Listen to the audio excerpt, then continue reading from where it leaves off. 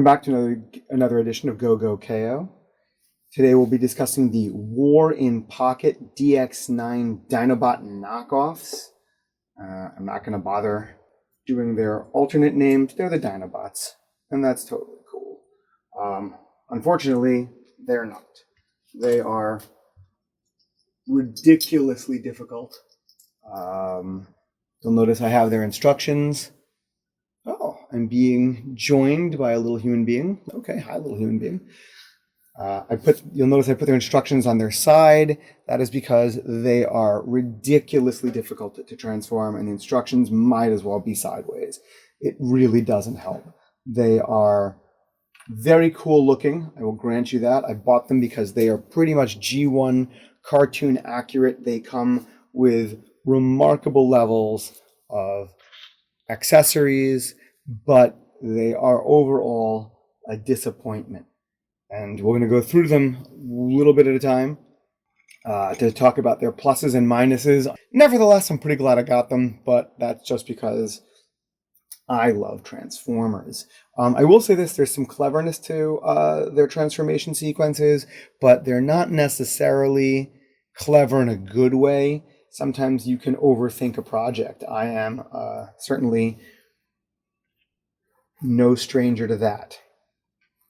So here we go. Let's take a quick look at them. When I come back, we'll take a look at one at a time. I'm here with my awesome assistant. Hi. Hello, Dee. Welcome to the show.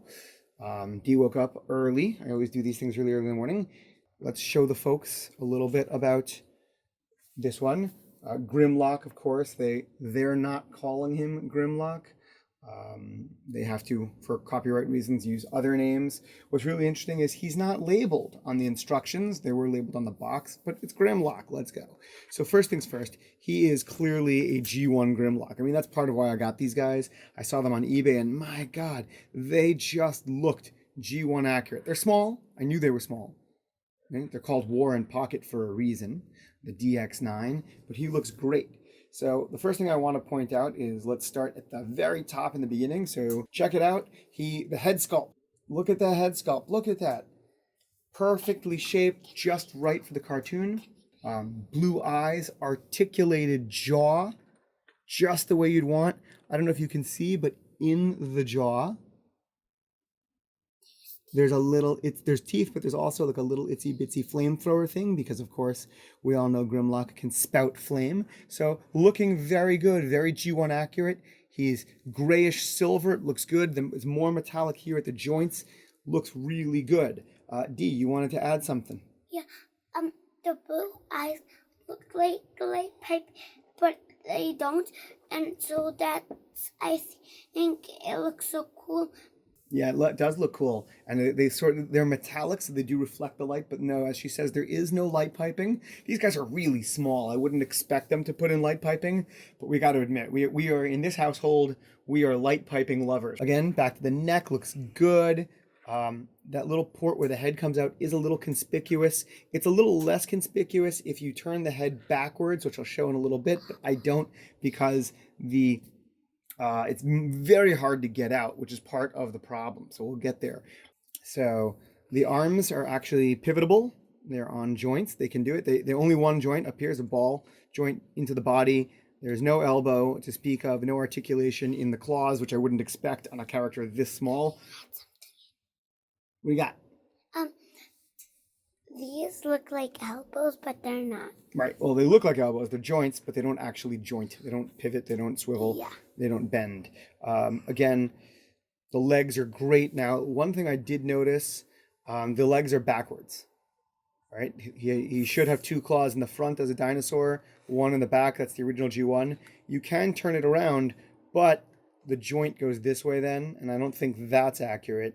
I think in order to get him to move, you want the joints to be forward. The hands do pop out very easily on this one. There's a lot of looseness to it, so that's a bit of a bummer. But yeah, ultimately it's good. A little bit thick. You would have liked the tail to taper off much more quickly, but I can't fault that. It looks great. Certainly in the side, it looks G1 accurate. Oh, you hit the camera, my man. Even though you're a girl. D just reminded me. Talk to me. Tell the folks what we intend to do. Daddy wants to put an Autobot sticker right in that grayness and then cut it through the middle so he can transform. Yeah. But it's gonna look so cool. He's already done it to one of his Transformers. Yep, I did it on one of the Combaticons. We'll show them eventually on one of these Go-Go KOs. D is absolutely correct. I'm thinking about putting a really reasonably large Autobot symbol there. I'm going to take an X-Acto knife and slice it down, just like she said, and that way it'll open up. The symbol will split. I'm also going to put a little one here, but the problem with that is it's upside down because this flips over. So I mentioned earlier in this video that the transformations to these guys are actually clever. I don't want to knock them. But sometimes there's such a thing as being too clever. Grimlock is not one of those problems. He's actually pretty straightforward. We'll get into it. He does, before we do that, he does come with the Grimlock Brain helmet, which is amazing, considering this is from one Transformers episode, right? When Grimlock gets super intelligence and creates the Technobots, he uses this doohickey to transfer his consciousness, his intelligence into them. It's a little bit of a ridiculous episode, but all of season 3 was a little bit ridiculous. But the fact that they made this really nicely sculpted helmet for it is a really great thing. There's a groove in there that fits his head just so. It's a really precarious fit. Like, it fits just perfectly. You don't want to touch him too much because it will pop right off. But still, it's a really cute add-on. So let's get down to the transformation. The transformation is very much in line with the original Grimlock. So let's do the parts we know we can do easily. Out comes the fist, the itsy-bitsy little fist, itsy-bitsy hand. These guys really are small, and yet they've got great detail. Again, I always do the parts that I can do first.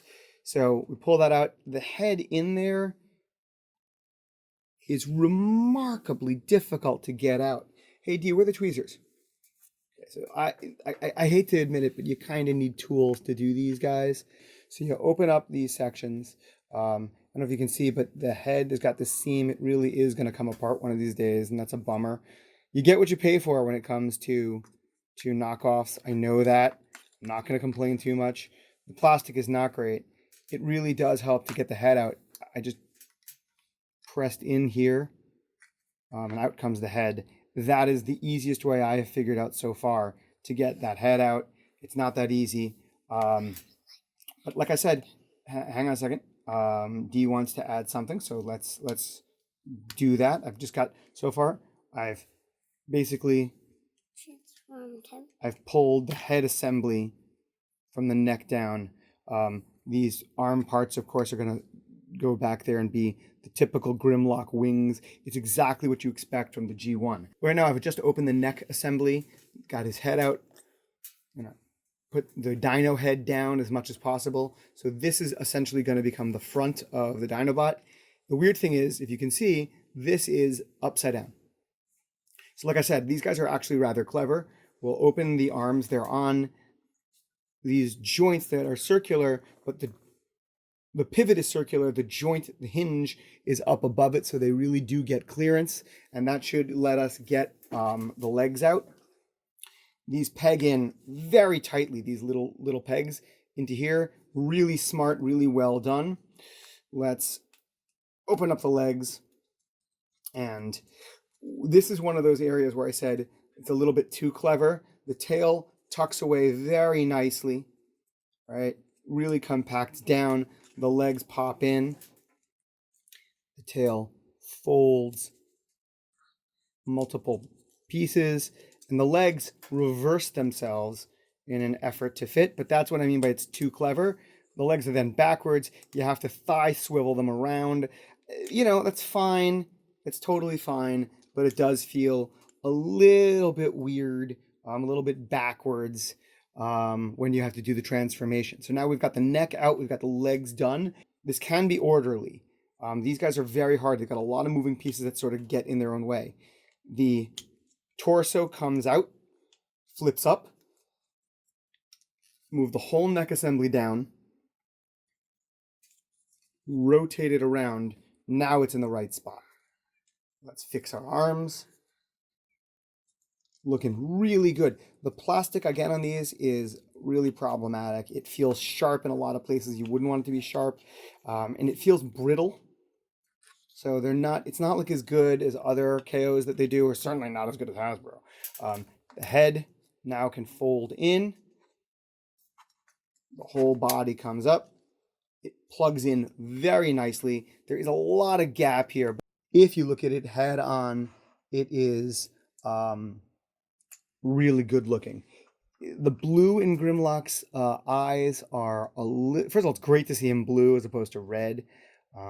Red, of course, is the traditional toy color. Blue is the traditional cartoon color. These guys are cartoon accurate. They look great. Put his dino neck area to the side to give him that winged look, and that's amazing. He does look really good. The blue here is a little bit dark. You can't quite tell. The dino helmet, of course, doesn't fit. Why should it? It's a dino helmet, but it did come with a toy. Again, these guys come with a remarkable number of accurate, toy accurate, G1 accurate accessories that are just great. He comes with his traditional sword. I'll put it in his left hand. Don't know if Grimlock's a lefty or a righty. I have this kind of rule in my Transformer toys that the cool guys, the coolest of the cool, are lefties. So I don't know if he's a lefty. He's got a sword in his left hand, but he's got his gun in his right hand. Maybe he's the coolest of the coolest of the cool. He's ambidextrous. The gun is not exactly the G1 original, but it's close. It's very reminiscent of it. The sword is nearly perfect. They are essentially they are translucent plastic, so they're essentially light piped. That's awesome. He looks really good. They also bring him in with a little crown that he can wear. The plastic feels very brittle. I put it on once the other day. I don't want to put it on again because it is ridiculously painful on the thumb. My thumb actually hurts from yesterday from doing it. Also, it fits on, I think, backwards. I would have thought this is the front of the crown. I think they intend this to be the front of the crown. I'm just going to put it on a little bit. It does have good sculpt on the inside to fit Grimlock's head, but it doesn't go on easily. It is very tight. So I'm not going to put on any more than that because I just hurt my own fingers. So yeah, there's Grimlock's crown. Me, Grimlock King. Yeah, we know that. It's a throwback to the Marvel Comics. But he looks really good. And I cannot say enough, he is good looking for what he is. I'm probably going to slap an Autobot symbol right there, an itsy bitsy one, unless I can find a better place for it. That's the G1 accurate place for it. I don't know if that's the best place because it's going to be a very small Autobot symbol. I am going to do a really big one here on the side, as Dee pointed out. But yeah, this is G1 Grimlock from from Warren Pocket's DX9 series. It's kind of old. I'm glad I finally picked it up. Plastic is very disappointing. The articulation is great. They are small. I'm not surprised that they're small. I knew they were small. Yeah, he's a good collection addition. I don't know that I'll be folding him into the Nexus 84 comic or channel much more than this, but I'm glad I got him. So if I was going to rate the guy, he looks really good. He's not a perfect score, but I think he's really, really good. If I was to rate him on the G1 look in both Dinobot mode as well as his robot mode, he gets a 10 out of 10. He looks really fantastic. The paint apps are good. He looks just great. His transformation, he's pretty solid. There's a little bit of fiddliness to him, but nothing's so difficult that you really can't get through it. So again, he gets a 10 out of 10 for transformation. He is awesome.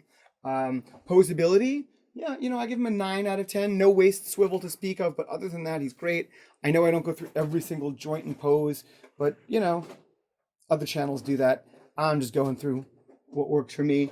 The plastic quality, I got to give a 6 out of 10. The plastic seems really cheap on these guys. It's not the worst I've seen, but it's pretty good.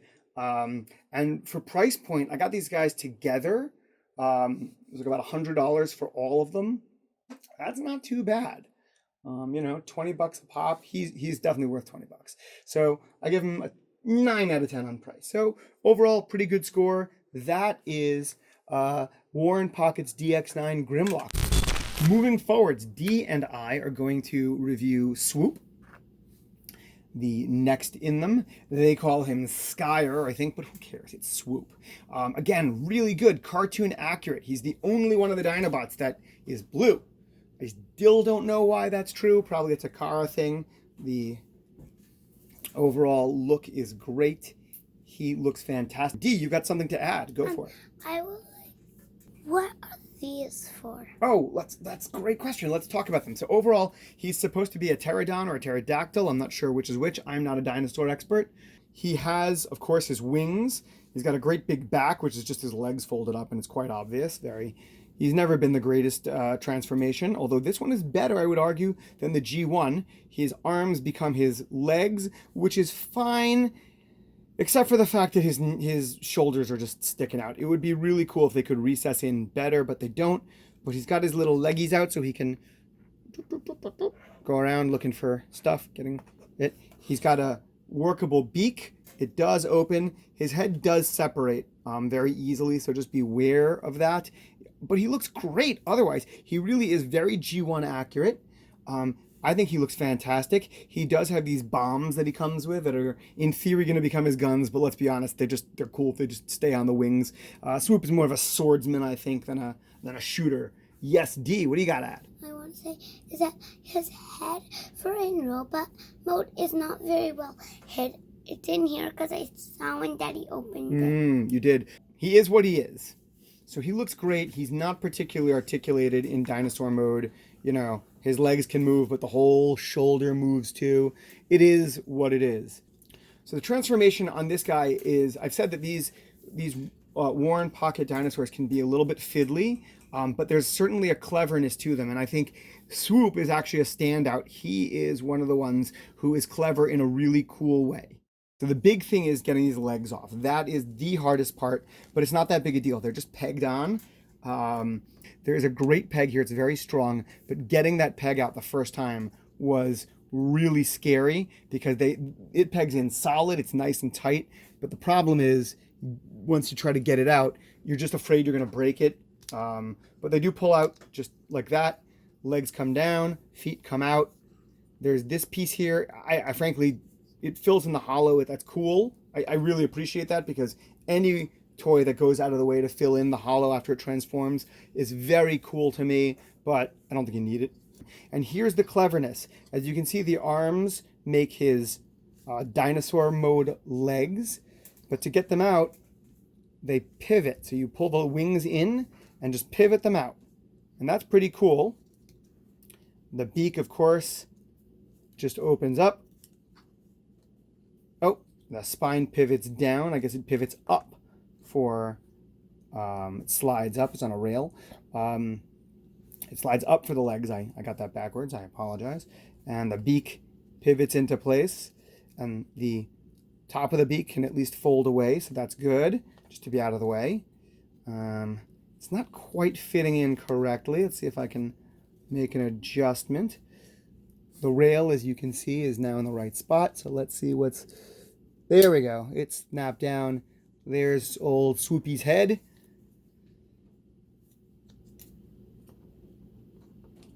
And Swoop was always my second favorite Dinobot. And there he is. Oh, and of course, this is one of those things that these guys do, the Warren Pockets do. All of the thigh swivels have to swivel around. Frankly, I don't feel like that's a necessity, but yeah, he's got his two bombs here on him. And he looks great like this. He, again, is pretty G1 accurate. Got those great light blue eyes. The bombs can fit on like pew-pew guns, but I mean, give me a break. That gun looks ridiculous. I like the bombs just sticking on his wings, as they should. He does come with a sword, again. All Dinobots have swords. We know this. They're great swordsmen. They're huge fighters. He looks very G1 accurate. I know you don't like the beak there, D, but that is part of the official look of this particular Dinobot. He's always supposed to have his beak showing. So there it is. You don't like it. They did it. It is what it is. It's cartoon accurate. He looks really good in both robot mode as well as in Dino mode. The shoulders do protrude a little bit, but what are you going to do? I think he's really good. The plastic, again, feels pretty inconsistent. Like the wings are good, but they do feel thin and brittle. These shoulders are not really painted, but yet they feel like the best part of the plastic on him, along with the torso. He's a clever transformation. He's straightforward. I like him a lot. So in terms of the G1 look, he gets a 10 out of 10. He looks spot on in both Dino mode as well as robot. His transformation, 10 out of 10. He is clever and good, not hard to do. That one leg peg is a little bit of a problem, but it's pretty good. Posability, he gets an 8 out of 10. He's not that posable. No waist swivel, but it's also, I don't know, he feels a little, his body's a little weird. The legs don't want to move forward because the wing assembly is in the way. You really can't, if the wings are back in the wrong way, you can't get his legs forward. And, it's a little bit of a bummer there. The plastic, same as all these guys, he gets I'd say a 7 out of 10. There are aspects of this that feel really weak. But there it is. Again, for price, 10 out of 10 at $20 as part of a whole 5 in one deal. He is really good. I recommend picking him up. If you're a Dinobot fan, you're going to want these guys on your shelf. Again, not sure I'm going to add them to the Nexus 84 comic, but I'm really glad I have them. And that is War and Pocket DX9 Swoop. This is Sludge, and again, he looks so G1 accurate. It's really lovely. They do look really great. He's got a head that can actually swivel. He's the one that can do that, so that's great for Sludge. His eyes are nice and blue and very, very visible. So he looks quite good. He is even in Dino mode, besides having the articulated head. Of course, his jaw can open, give you the Dino roar. His feet can bend, all of them. So he's pretty good. They do looking good. The transformation is quite difficult on him. He again suffers from the same problem that all of this DX9 series does. They're a little too clever for themselves. There's a little port there that holds the back section to the front section, so that's neat, but to get it out is kind of a pain in the butt. So we'll go through that just very quickly. So the easiest way to transform him is, firstly, you got to pull these legs out. They're just in the way, and they're gonna, by pulling them out, they telescope out, and by doing that, by pulling them out, you give yourself enough clearance to get them through. The other thing you got to realize about most of these Dinobots is their legs are on ball joints, but the arms themselves hinge above the ball, even though they're connected to it on a mushroom peg. And that's important because when you raise their legs up above them, up and out of the way, that's going to make room for the transformation sequence itself. So we'll pull the wings out, and this is what I mean by these guys are just in their own way. So you have to move these arms down and around so that you can have the clearance needed to push this down and around. So you're just sort of going around and around yourself again and again. Then you can pull your arms back in to get out of the way. Head is located here. It does need to be turned around in order to make it fit. And you'll see that his chest is empty. The rest of the chest is here, and this is a bit of a problem. So let's get to it. Here's the back. We will have to split that. Now here's the cool thing about the head. He's the one Dinobot besides Grimlock, and I take that back. He is like a few of his compatriots, the head doesn't split. Oh no, I take that back entirely. His head does not split, but his neck does. So that's kind of neat. The feet come out. Now you got to get everything is sort of in its own way all the time. So you got to get the head and neck out of the way, rotate your legs up, but now everything's in its own way again, right? This is him, and it's just a mess. For the sake of ease, let's put his front legs down so we can get this better. And you'll see we got to get his torso up to his actual chest. So to do that, you can see there's a mushroom peg there. We're gonna have to make sure the wings are out of the way, even though they were in the way before. We'll rotate everything down around 180 degrees, put in his torso into place, and eventually, again, I'll put the Autobot symbol there. Make sure these wings are out of the way. Get the tail, pull the wings back up. Arms are good, but we have to get his hands out. But now we need to get his legs going. So this is really interesting. The dinosaur neck rotates out, the leg pops up, and then it rotates back into the same place, just on the other side of the leg, but along the same axis. So again, when he's in dino mode, this comes down, but when he's in robot mode, it comes down as well, and the head nestles nicely back here. And I told you this leg that is on this telescoping joint, it just comes right around, covers up the head, and it really is very clever the way the kibble is sort of tucked away under itself. That is neat.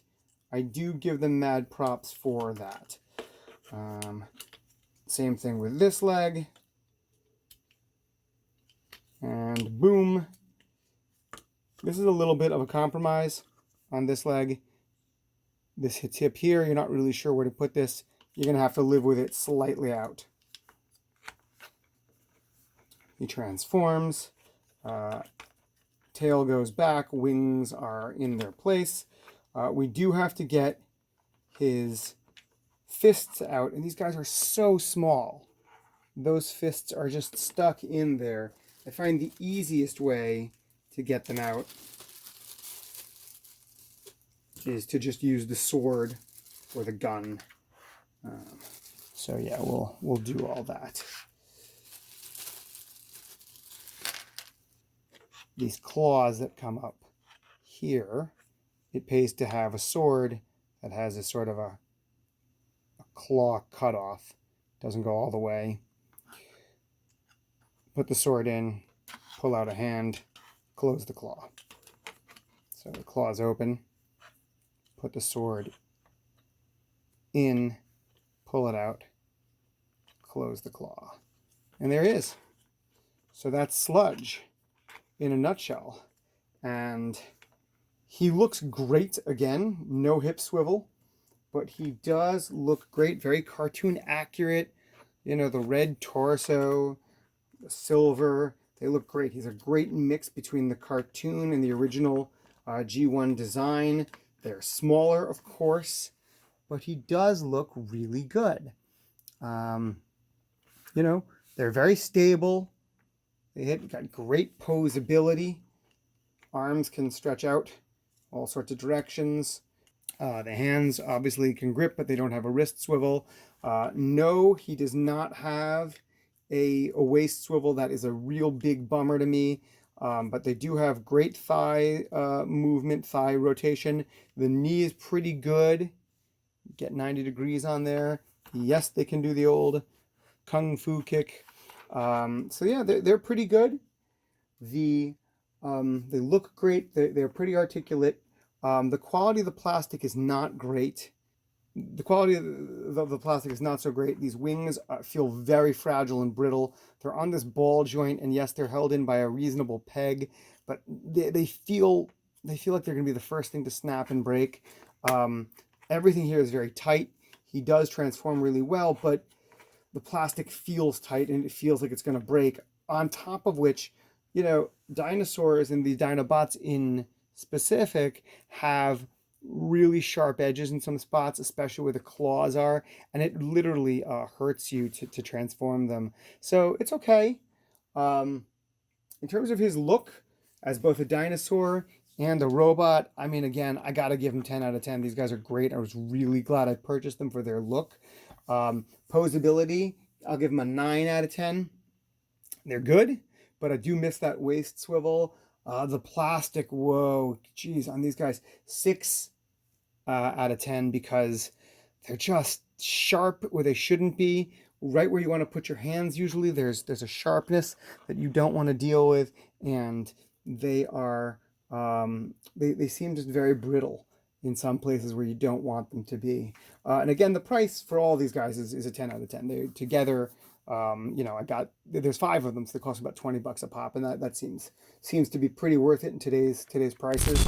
Next up is Slag, the angriest Dinobot, Mr. Cesium Salami Beryllium Baloney himself. Slag looks great again, as always. The front horns, I kind of wish were slightly splayed a little more, but can't complain too much. He is our Triceratops. Head is a bit thick. I wish it tapered down a little bit better towards the nose horn, for lack of a better term. He does have an opening jaw. It is very reminiscent of the G1 character. It seems pretty loose, this jaw. The joint isn't quite in the right spot, and it does tend to flap down when you don't want it to. So I'm a little miffed at that. I'm a little disappointed by that. But other than that, it's pretty good. Again, as I've said with all of these guys, they're clever, maybe too clever for their own good.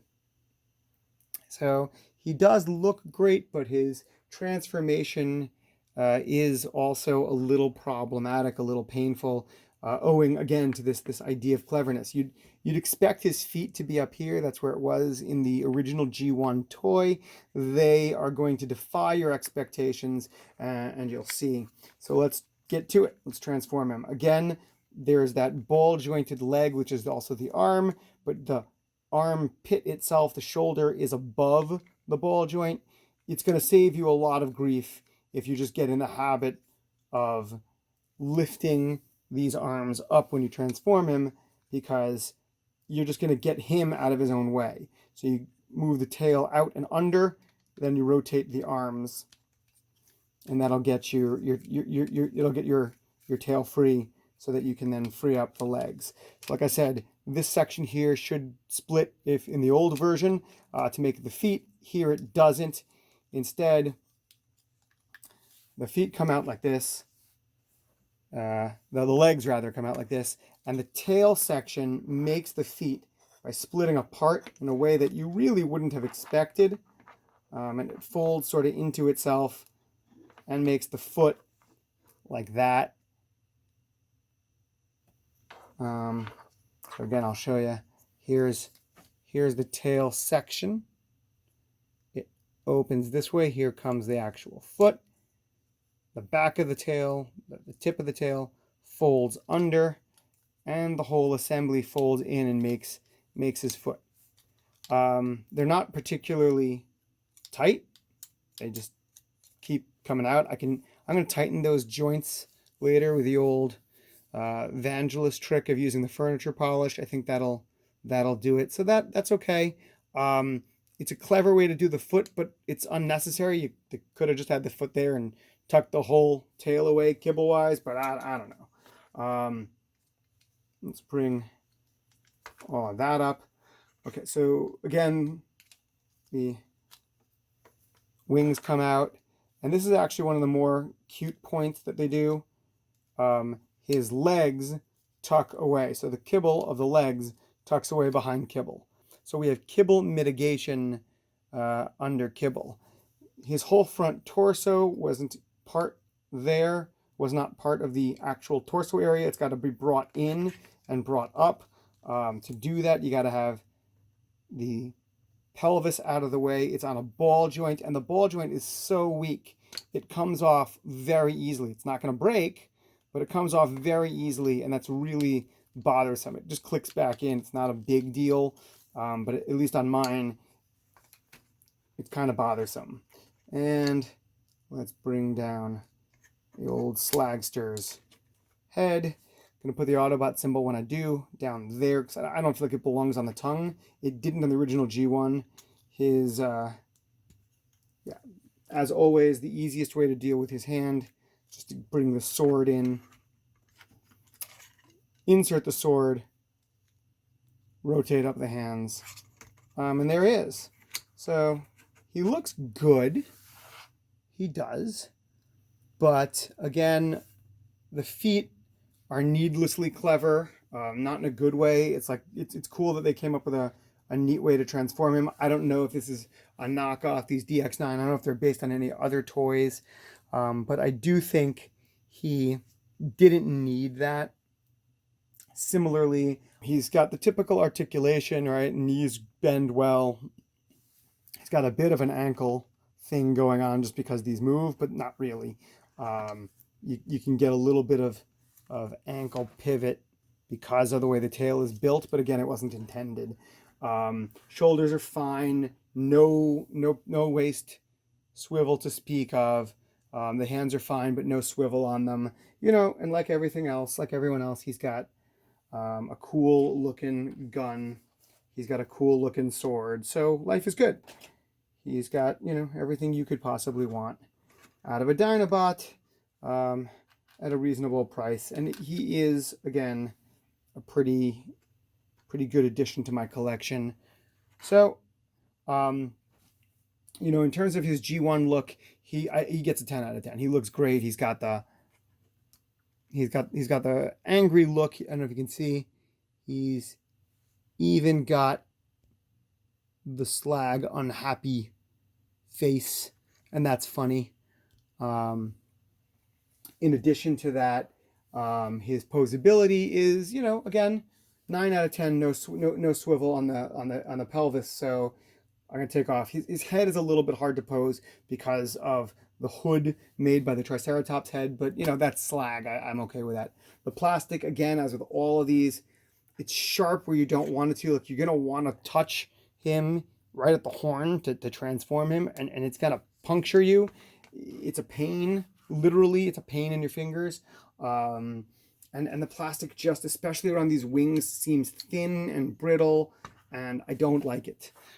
So for plastic quality, I'm still giving him a 6 out of 10, and of course 10 out of 10 for the price. Finally, the last Dinobot to be considered is Snarl. He is, I would argue, the most disappointing of the group, but not for the reasons you might think. First of all, he is, of course, Stegosaurus. He looks great. These spines stick up really cool. His head, he looks, you know, he's got the angry head, the jaws open. No points of articulation there besides the jaw. He looks pretty good. But the head is a little thick. There's not a lot of detail up on top, and that's okay, but I would have liked some. The back leg is, that assembly looks very strange to me. His hand is quite clearly just sitting there, so I don't like that. On top of which, he is a literal pain in the fingers to transform. If you don't get him right, he will hurt you. He's got some very clever aspects, but there is a lot of pain in the transforming of this. I don't know how much I'm gonna be playing with him after this, because he really will hurt you. First of all, these guys are very sharp. These back tail spikes, they're the real deal. They're very sharp. When my wife finds out how much I have spent on my Transformer collection this year alone, she's going to murder me with these spikes. That's how sharp they are. So we're going to have to work on that. he is also very difficult to transform in some ways. And again, because of their intended cleverness, because so many of his parts get in the way of other parts, and on Slag specifically, or excuse me, on Snarl specifically, you're going to see it big time. This guy is in his own way the whole time. So let's get to it. Let's transform him.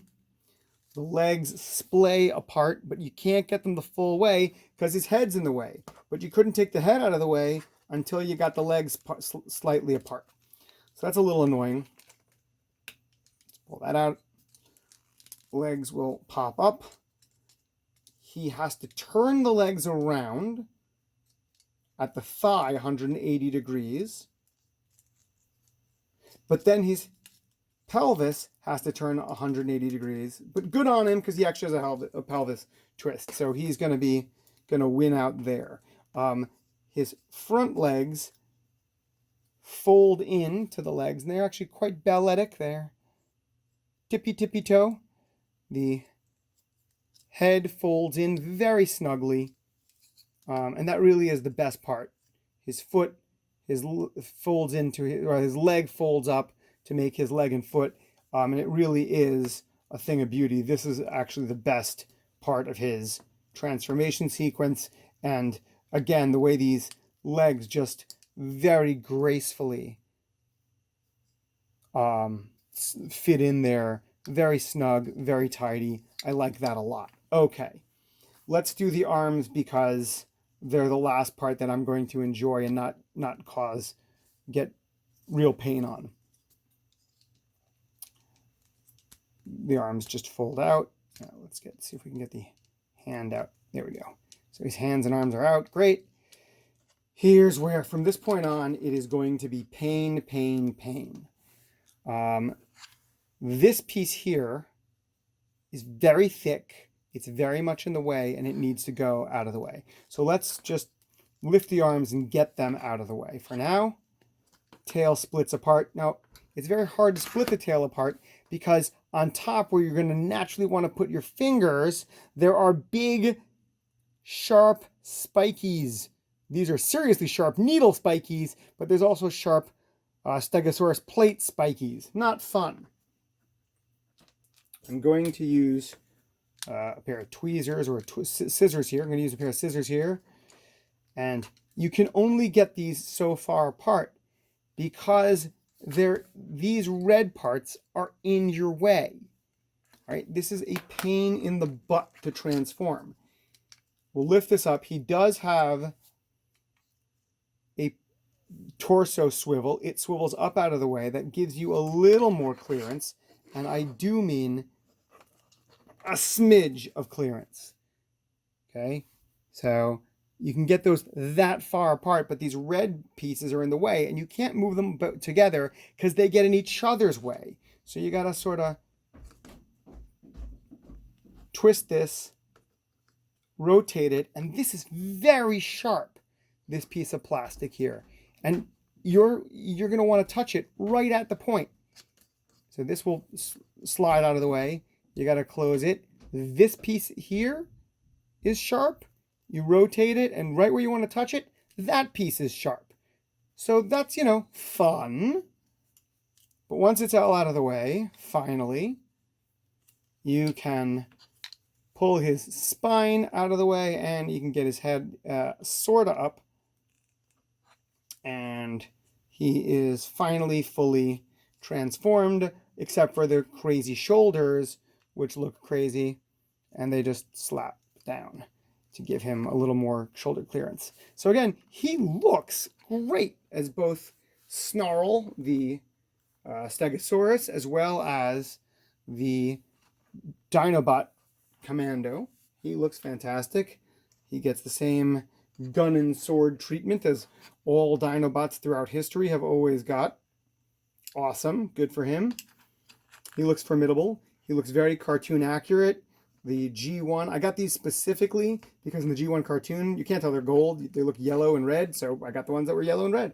They look great. The plastic has the same problem. These guys, for as sharp as they are, you're also afraid that they're at some point going to break off. Especially these guys, they're held on. They're not glued on. I'm not sure if they're molded this way or if they're added some other way. I don't know. Um, God, especially here, this whole piece feels very brittle. You know, the Warren Pocket toys, the plastic on those guys feels so much smoother, so much more high quality. They feel so much better. These guys don't inspire in this way, but he does look great. He gets a 10 out of 10 for his looks. He is G1 perfect. He gets a 10 out of 10 for posability, unlike any of the other Dinobots, because he's got all the normal Dinobot articulation, but he's also got a pelvis swivel, and that's great. The plastic, like I said, 6 out of 10 rather, because it's just scary. I'm afraid that there's going to be breakages down the road, and there really is. And of course, for price, 10 out of 10. So that's it. That is the DX9 Transformers Dinobots. All 5 of them. They come in one pack. They're really good overall. I'm not in love with some of the quality, and I'm really scared about some of the plastic. But you know, I'm not sure these guys are going to end up in the Nexus 84 comic series. They will, however, definitely be on my shelf for display because they look so good. They really, really do. Overall, I'm pleased with them. I have tatted up all the robot versions. I've given them their Autobot badges. Grimlock, ironically, got one of the smallest ones, even though he's the leader. I actually find that kind of fun because he is often portrayed as sort of a begrudging Autobot, not really a true believer in the cause, and so I thought he looked pretty good that way. Sludge just looks normal. I thought I'd put it right here. That might have been a mistake. There's actually a little piece of plastic protruding out, and it sort of got folded a little weird. I may redo him. I may find another spot for it, but for right now, he'll stay there very nicely. Since he's already in frame, might as well. Swoop also gets an itsy bitsy little Autobot symbol, but it fits nicely on his beak, so why not? Slag. Actually, I really like the placement of that. It's his little belly button, but it also covers an obvious mushroom peg. So I like that a lot. The fact that it covers that up makes him a little less problematic looking. Finally, Snarl gets the great big Autobot tat right up on top. Looks great. So I've also added Autobot insignia to the alt modes. I get a kick out of doing this. I didn't necessarily stay G1 accurate. I did what I thought would work best. For Grimlock, I really liked to give him, because in robot mode he had such a small insignia, I gave him a great big Autobot insignia, and I sliced it down the middle with an X-Acto knife. So it will separate onto his wings, come together, look really good. And I'm really rather pleased with the way that came out. Swoop, of course, just has the badge on his beak, but I also put 2 badges swooping forwards so that they're upside down when he transforms, because that's just my little homage to the Seeker. So even though the original G1 didn't have that, I thought he looked good with some Autobot insignia. Sludge, I couldn't bring myself to give little Sludgy here an Autobot insignia on his perfect little round cranial noggin. He just looks so confused. So instead I gave them onto his shoulders, so they'll be both visible both when he is in robot mode as well as here in Dino mode. I think they look pretty good that way. I'm pretty comfortable with that. Slag, I did go G1 accurate. He just has the Autobot symbol right there on the head. His head stays where it is, so it'll just be upside down when he stands, but who cares? No one will see it. It'll be on his back. It doesn't split or anything like that. And then for Snarl, I also gave him one on his head, which is G1 accurate, and I sliced it down the middle with an X-Acto knife so that it'll open when his feet come apart. So that's it. That is the DX9 Legendary Heroes War in Pocket Dinobot knockoffs. They look pretty good overall. I'm very satisfied with them. They are very painful to transform sometimes. They do have a lot of sharp edges. The plastic is a little bit brittle. So if you're not interested in taking care of your Transformers, or you're not incredibly careful, I can see how they'd be a pass. But their size is cute. Their price is right. If you're interested in Dinobots, they're good. Hope you enjoyed it. Please feel free to share, hit like, and subscribe, and come back soon for more Nexus 84 videos.